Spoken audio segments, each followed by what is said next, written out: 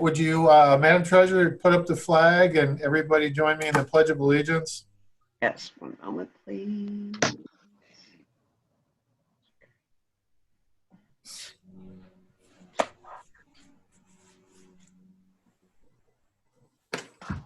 There it is.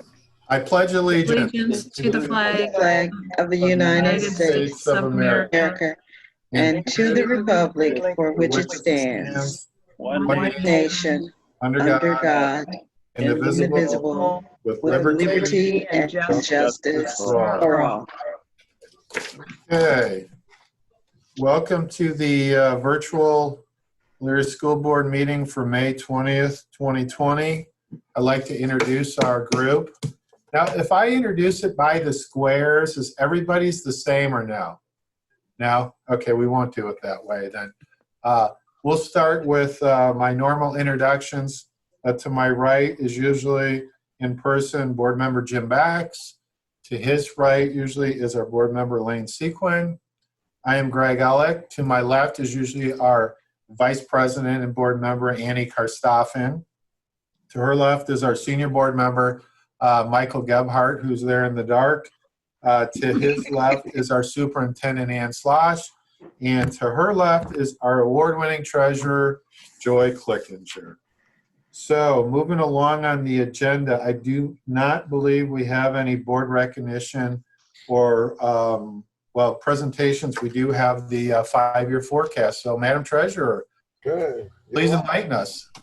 All right. The first thing I'm going to do is share my screen so it's maybe we can see a little better All right.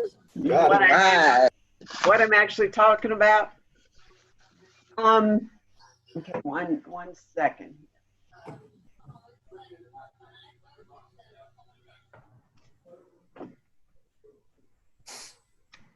Okay. I always like to start with the basics, and as soon as you can't hear me, let me know because I am flipping between two screens. Okay. But, you know, what's the purpose of the five-year forecast?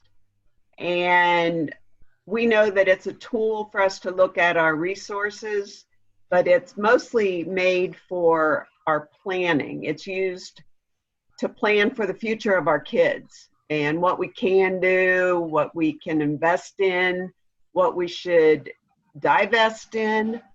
And it helps with our mission, of course, ensuring that each child reaches his or her full potential. Secondly, it's required by law, by Ohio Department of Education and the Auditor's Office, and it's for their use to, for them to identify schools with potential financial problems. And what does the five-year forecast cover? It only covers the general fund. Okay, it doesn't cover all the other funds like our state and federal grants, debt service, our construction accounts. This is just general fund. And I did give you a lot of backup information. We're not going to go through it number by number. Each five-year forecast merely updates from the one that you've seen previously. So that would be the one that you saw in November. So we're updating from that point forward. So I went back to see, now I keep it updated monthly, but I went back to see what I actually gave you and said to you in November. And I told you that the five-year forecast is based on history, trends, and assumptions. I told you that the law requires that the forecast be presented. I told you it can be revisited at any time. And even though the forecast is not brought to the board for approval, it is updated on a monthly basis to watch for anything, here's the word, unexpected. Well, let's talk about unexpected. In November, I did not forecast a pandemic. Right. Very true. Don't worry about it. Yeah, how'd you miss that? I did not expect schools to close in March. I did not anticipate buying machines to sanitize our classrooms. I didn't expect a $1.1+ million cut to our state foundation. I didn't expect shuffling general fund expenditures to stimulus accounts. Who knew we would need a thermometer at every entrance and at every construction work site? I didn't think I'd be wondering when Ohio would be opening up. And no, I didn't even know what Zoom was. Seriously, I could go on, but, and each one of us could add to that list of what we didn't know in November that we now know. But you can sum it all up in what we've heard millions of times, that these are unprecedented times. Okay, so the first forecasted year is the current year. So fiscal year 20 runs from January 1st of 2019 through June 30th of 2020. The closer the future is, the easier it is to forecast. The numbers for fiscal year 20 should be pretty close, barring any changes in our state foundation funding. My agenda for this evening is simple. I want you to understand that the 5-year forecast is based on my best crystal ball. I have made many assumptions that I cannot base on trends due to the unprecedented times that we're in.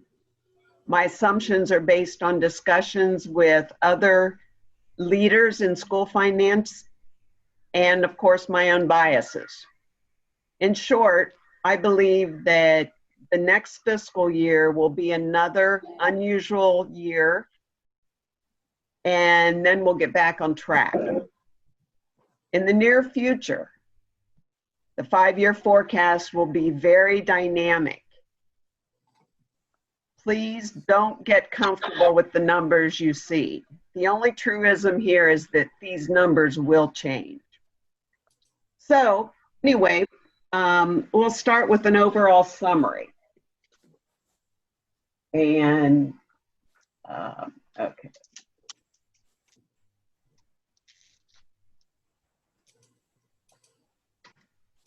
If you look a little closer at the revenue assumption and then do the same for, we'll look a little closer at the revenue and then we'll do the same for expenditures. And then lastly, I'll try to put it all together for you. I'm going to try and share my screen. Hopefully your screen is close enough that you can see what I'm doing. And you're going to hear me use if and the word assumption quite often. Okay, on this page, you can see our beginning balance, which is right here. You should be able to see my cursor moving around it. Yep. Okay, so you can see that each year our beginning balance is projected to be positive. That's a good thing. Okay, if you look at revenue, you can see that I'm anticipating this year's state funding cut to happen next year too. Not the percent, but the dollar amount. It is possible that the reduction will increase. Who knows? This forecast is saying that the cut will remain the same dollar amount next year. And then in fiscal year 22, we'll return the state funding from 2019. That's totally an assumption. I really, you know, you could paint this picture much bleaker than what this shows, but like I said, from all the bits and pieces I can put together at this point, this is what I believe to be the closest to reality that I can forecast. The next line of numbers is the expenditures. And you can see that they continue to grow. This line's been complicated by other funding that we're receiving, and part of that is the stimulus dollars, or known as from the CARES Act. And the other part that complicates it is the wellness and success dollars that the governor had given us at the beginning of this biennium. So what that did was it made us move our expenditures out of general fund, so out of this forecast and into those funds. However, we're not sure now whether those funds, I'm not counting on any more stimulus dollars in this forecast. And I also believe that I have forecasted that the wellness and success dollars will carry through. So that's how you see the increase in expenditures. The next line is surplus or deficit. When we say we're surplus, that means we brought in more money than we spent. When we say we're deficit spending, those are the numbers in red on this line. That means we're spending more than we're taking in. How can we do that? Because we have money in our beginning cash balance. So we have money left over from previous years to cover the excess, the overspending of what we're bringing in. So then you'll see, and then this might make you not interested in the rest of the forecast, but the next line is probably the most important. You can see that we stay positive all the way through fiscal year 23. The last year of the 5-year forecast, I showed that going negative. Several things that made this negative less than what it had been. We had a very good year with our self-funding, and that meant that we had no increase in premium cost for medical insurances this year. When I had originally estimated 12% increase in all 5 years. So the first year we backed that down to 0, making all the next 4 years 12% less than what we initially estimated. So that was good. The CARES funding and the wellness dollars also backed it down. So at this point, it looks pretty good, but there's a whole lot of moving parts here. So now if we go on, if we just look at the overview of revenue, in November, the assumption was that the state foundation would be frozen this year and next, but now we know that it's not frozen, it's reduced. So in the top bar charts, it's hard to see because they're large numbers. But if you look, the year-over-year percentage change gives you a little bit different of an idea. You can see in 2022, I expect the dollars to come back that have been deducted from our state foundation. So is this too much, too little? I don't know. That's where we have the assumptions. All right, moving along, our real estate property tax revenue. This is one area that I don't see being affected quite as much, if at all, with the whole pandemic. I haven't changed the numbers since the November forecast. However, there could be changes. What if the county or the state postponed payment or due dates of taxes? If the taxes fall into the following year, then it'll make fiscal 21 look a whole lot different. Our next, hang on, I've got somebody there. Our next revenue is public utility. This is very steady. It just increases. They do not get the reduction in the voted millage. So we only had 1 year that actually went down, and that was just because we had a late payment. We don't have an income tax.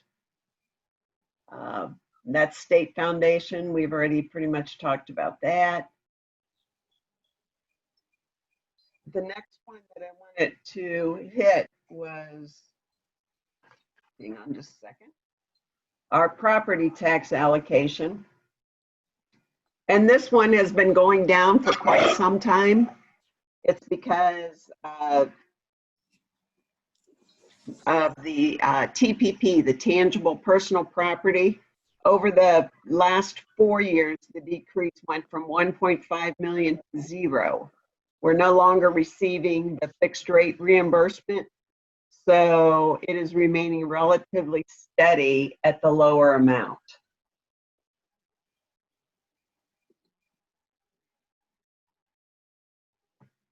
The largest category in this line item is the open enrollment tuition that we receive.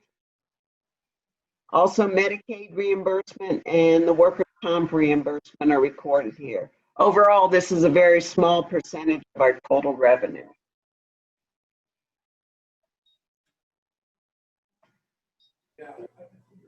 And then we start into expenditure overview. Overall expenditures are shown with a 3.25% increase. I already told you about our medical plans, and we had a 12% increase in November in each year, and now it's forecasted for next year we've got it 0, and the following years are at 12%. Salary cost. Salary costs, if you see over here, are 48% of our total budget. And we're currently in negotiation with the labor unions. I've continued a 2% increase for the life of the 5-year forecast to reserve money for potential step and salary increases. In fiscal year 22, there's slower growth rate due to reduced staffing needs when the new buildings are open.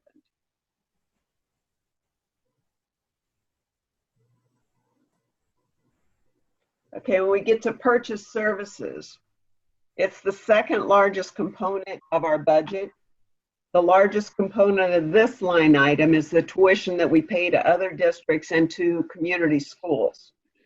Another large expenditure here is transportation. We were able to transfer some of the transportation costs to the stimulus funds, but we're anticipating a reduction in natural gas cost and maintenance cost with the opening of the new buildings and the new lighting fixtures at the high school. However, offsetting some of that savings will be the electrical cost increasing due to all the buildings being air conditioned. And then the next part is we're not even sure what opening schools will look like. So that, again, that's a little bit smaller of an expenditure, but it's one to keep an eye on because it does move. Supplies and materials, they represent less than 2% of the budget. The uncertainties of what will look like. Joy, I lost you. I can't hear. We're losing you. Can't hear you. Okay, thank you. That's better. There's uncertainties in this category. If we would have to do more for the distance learning, if we don't get back to school full time. So again, another category to keep our eyes on. Capital outlay we have as very small. With the district building all new buildings, we will keep building repair to what is necessary compared to preventative. Once the buildings are built, the spending will go toward equipping the new buildings.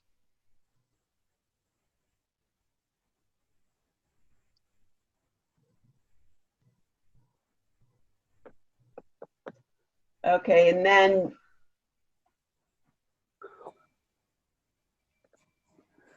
this is the actual 5-year forecast in the format that we're required to submit it in. You can see that the last number in the far right-hand column is the one that we started on the first page with. And again, keep in mind, it is not unusual for the 5-year forecast to fluctuate because we're not in control of revenues and expenditures. And it is even more so now with the economy as it is, with the pandemic and everything that we've got going on. The 5-year forecast is based on assumptions that can change, and there is no one thing that moves. Everything is moving right now. We're fortunate to have cash reserves. The forecast assumes they will be depleted before the end of fiscal year 2024. I've not anticipated putting any general fund dollars into the building project. I've not anticipated any repair or maintenance of any buildings we keep up and running. And as I've said in the past, the purpose of the 5-year forecast is to be proactive. We don't want to just sit back and hope that the state will provide. The last time we asked for additional operating millage was May 4th, 2010, which is awesome. The normal cycle across the state is to go to the voters approximately every 3 years. And the promise made to our voters was to make the last new money last until fiscal year 2019. We've lived up to and past our promise.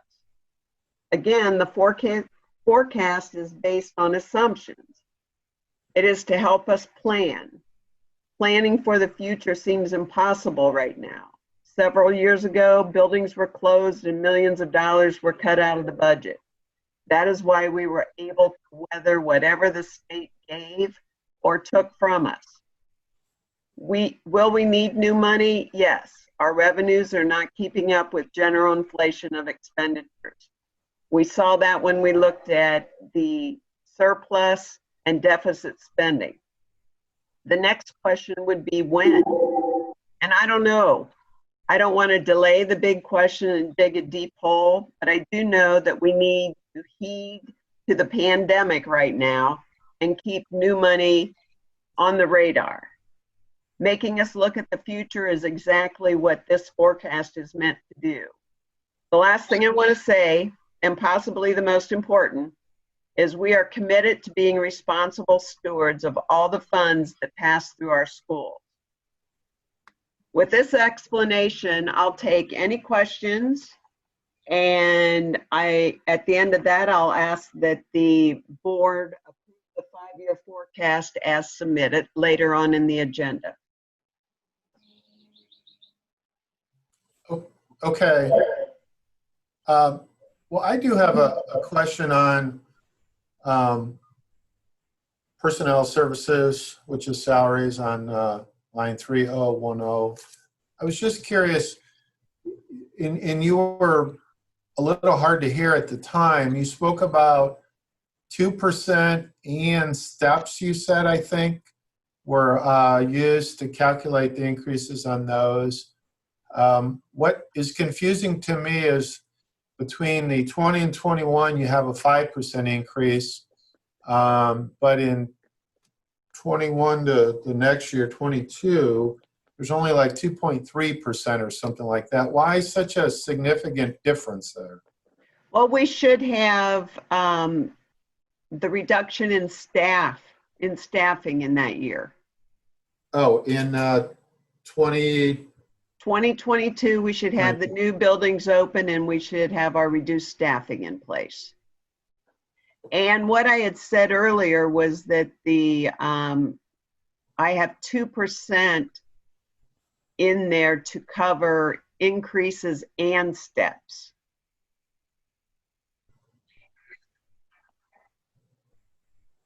Okay.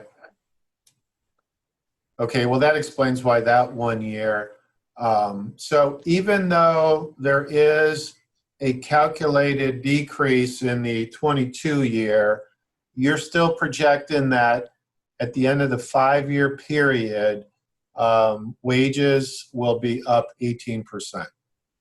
Mhm. That seems high to me. Well, I hope you're right. Okay.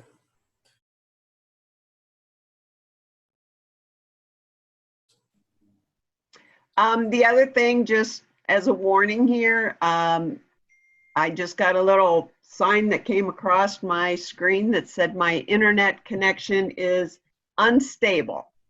So hopefully, Like your forecast. yeah. Oh.